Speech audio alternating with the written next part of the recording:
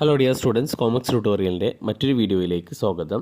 Calicut university third semester ബികോമിലെ corporate accounting എന്ന സബ്ജക്റ്റിൽ കഴിഞ്ഞ 3 വർഷങ്ങളിലായിട്ട് ചോദിച്ച ക്വസ്റ്റ്യൻസ് ആണ് നമ്മളിവിടെ ഡിസ്കസ് ചെയ്യുന്നത്.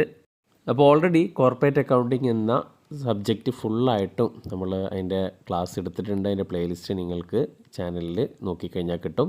അതേപോലെ ഇമ്പോർട്ടൻ്റ് ആയിട്ടുള്ള ടോപ്പിക്കും നമ്മൾ ഡിസ്കസ് ചെയ്തിട്ടുള്ളതാണ്. അപ്പോൾ ഈ ഒരു വീഡിയോയിൽ മെയിനായിട്ടും കഴിഞ്ഞ 3 വർഷങ്ങളിൽ ചോദിച്ച ക്വസ്റ്റ്യനിലൂടെ ഒന്ന് കടന്നു പോകുന്നു എന്ന് മാത്രം. അപ്പോൾ നമുക്ക് നോക്കാം.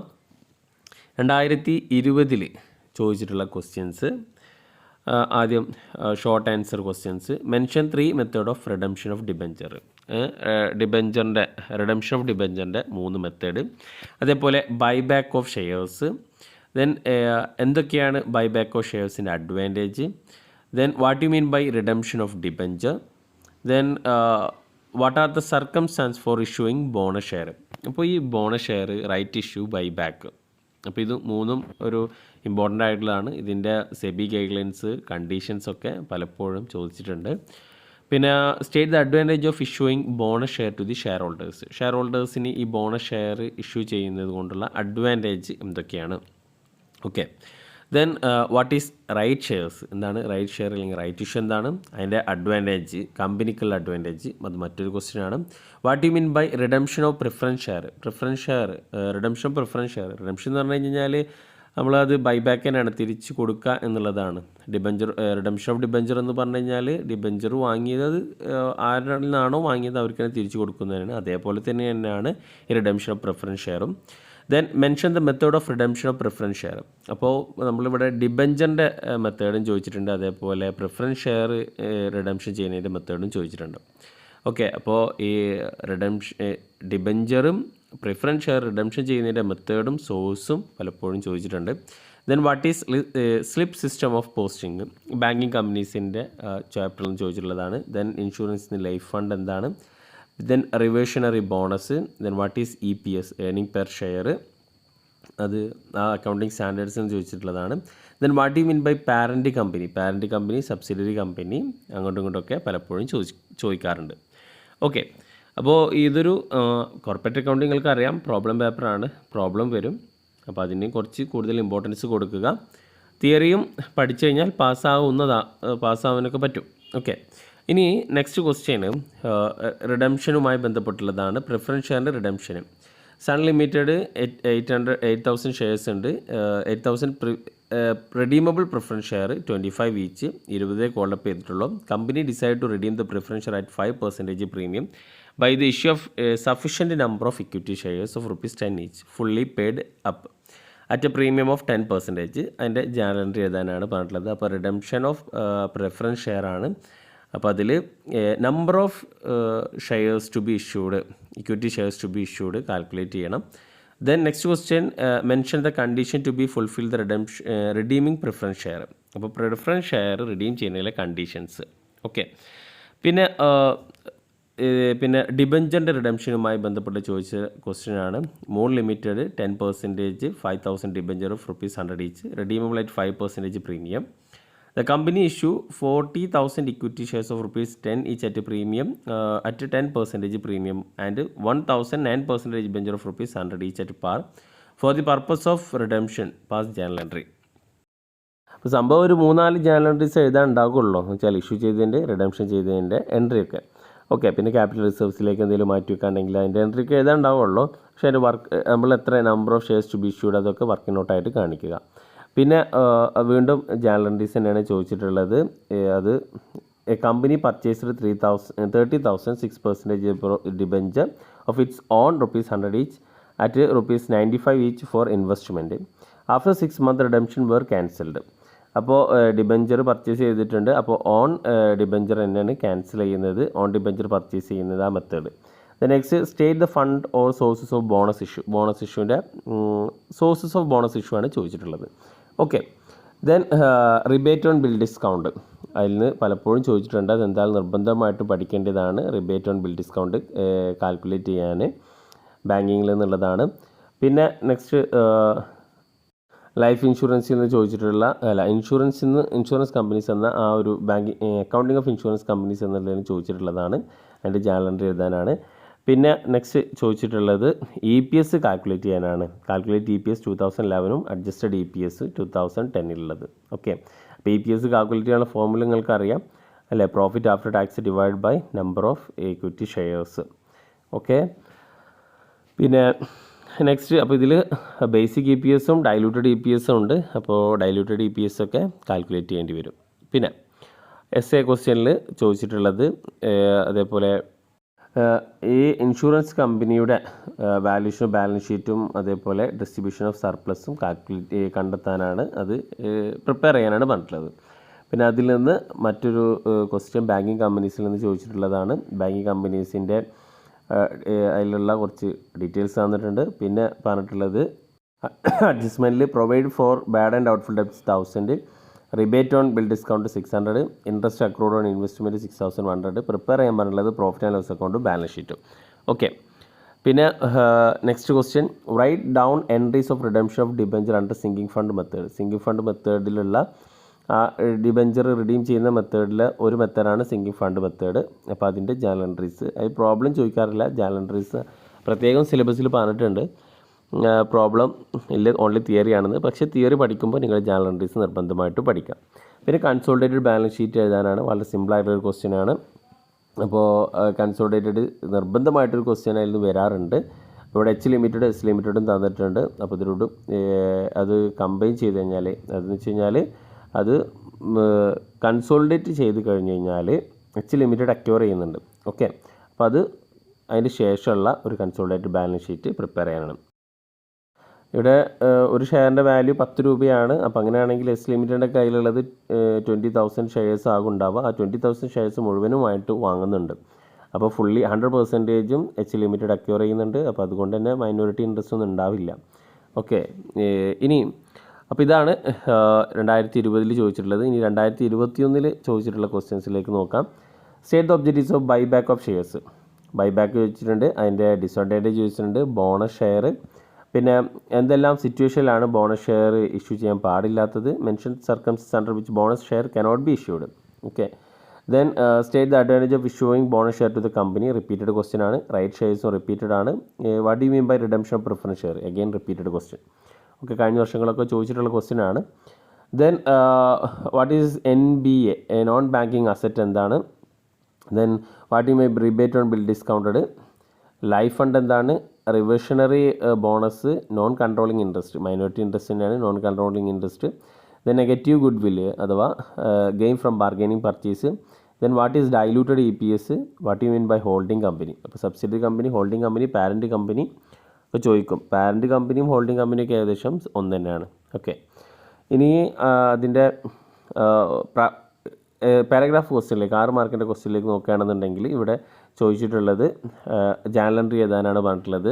ഒരു ക്വസ്റ്റ്യൻ ബോണസ് ഷെയറുമായി ബന്ധപ്പെട്ടിട്ടതാണ്. ഇപ്പോൾ ബോണസ് ഷെയർ ഇഷ്യൂ ചെയ്യുമ്പോഴുള്ള ജേണൽ എൻട്രീസ് എഴുതാനുള്ളത്. അപ്പോൾ ഈ പ്രോബ്ലം നോക്കുക, എന്നിട്ട് അതിൻ്റെ വർക്കൗട്ട് ചെയ്തതിന് ശേഷം ജേണൽ എൻട്രി എഴുതാം. പിന്നെ വാല്യൂ ഓഫ് റേറ്റ് കാൽക്കുലേറ്റ് ചെയ്യാനാണ്. സിമ്പിളാണ് വാല്യൂ ഓഫ് റേറ്റ് കാൽക്കുലേറ്റ് ചെയ്യാൻ.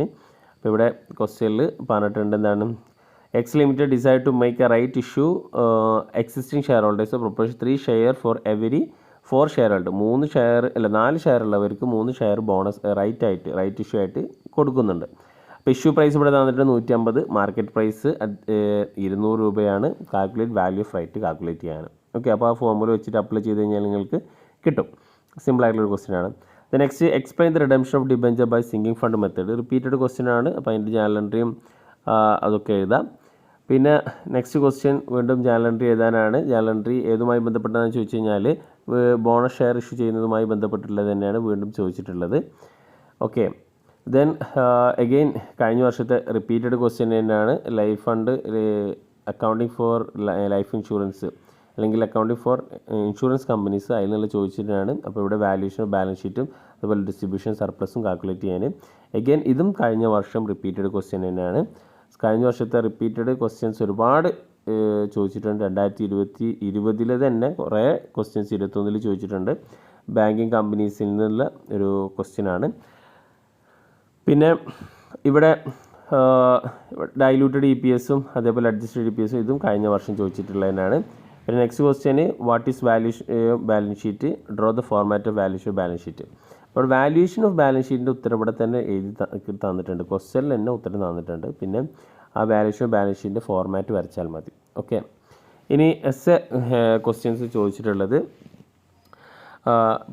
Prepare a profit and loss account of Rai bank limited for the year ending 31 March 2021. അപ്പോൾ തന്നിട്ടുള്ള ഈ ഒരു ഇൻഫർമേഷൻ ഉപയോഗിച്ചിട്ട് ബാങ്കിങ് കമ്പനീസിൻ്റെ profit and loss account prepare ചെയ്യാനാണ്.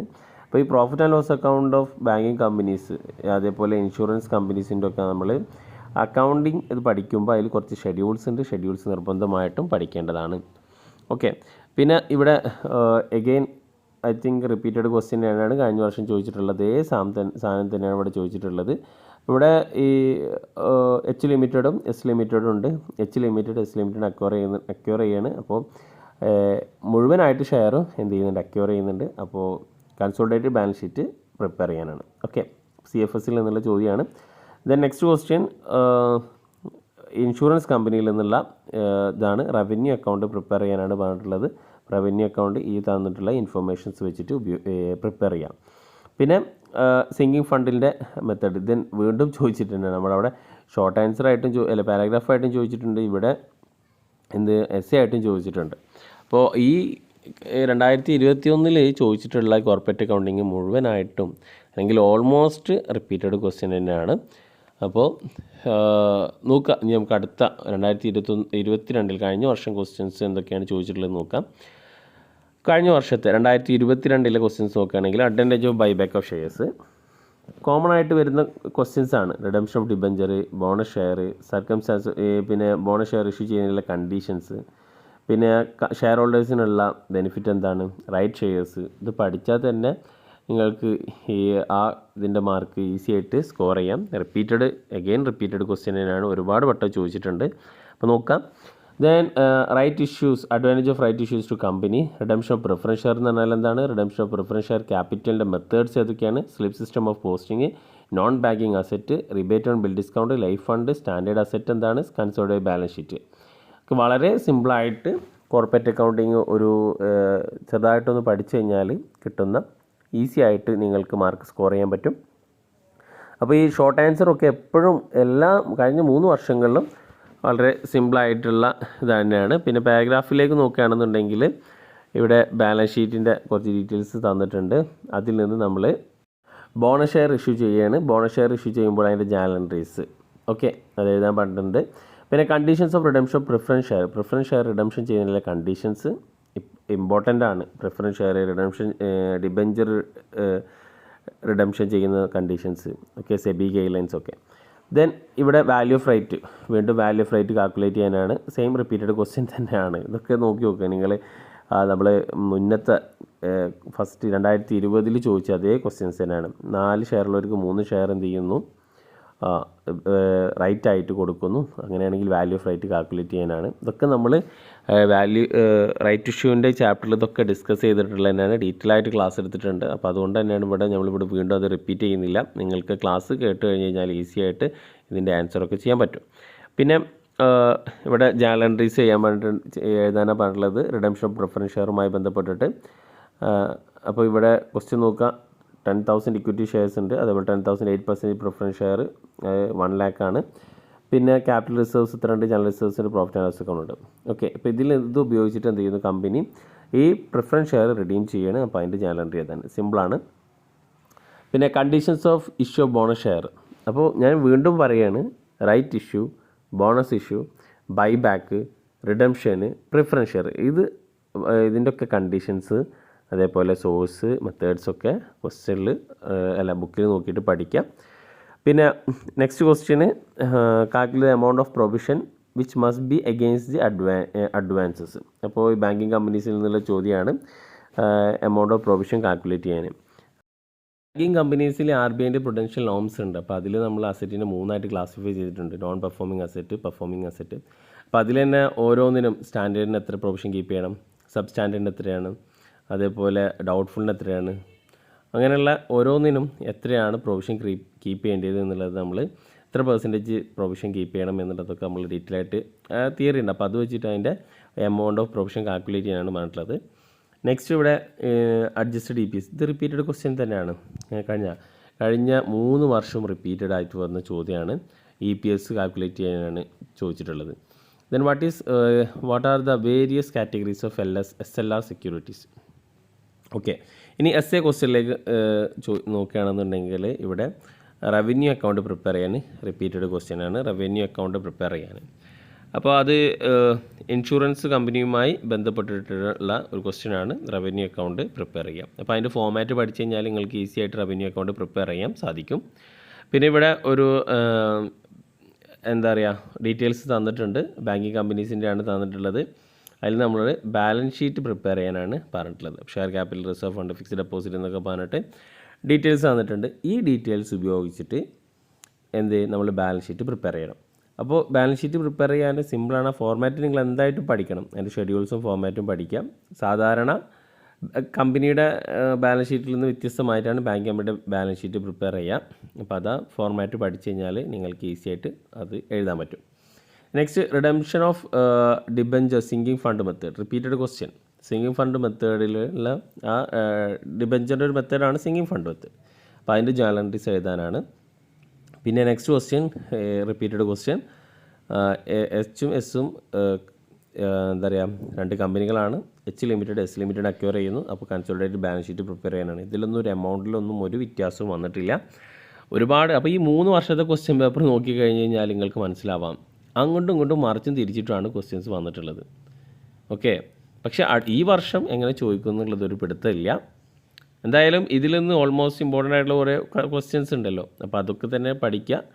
ഈ പ്രോബ്ലം, ഈ 3 ക്വസ്റ്റ്യൻസും നിങ്ങൾ വർക്കൗട്ട് ചെയ്യുക. വർക്കൗട്ട് ചെയ്ത് കഴിഞ്ഞാൽ നിങ്ങൾക്ക് ഇത് വെച്ചിട്ട് നിങ്ങൾക്ക് കോർപ്പറേറ്റ് അക്കൗണ്ടിങ് ഈസി ആയിട്ട് പാസ്സാവാൻ പറ്റും. ഓക്കെ, അപ്പോൾ എന്തായാലും all the best for your exam.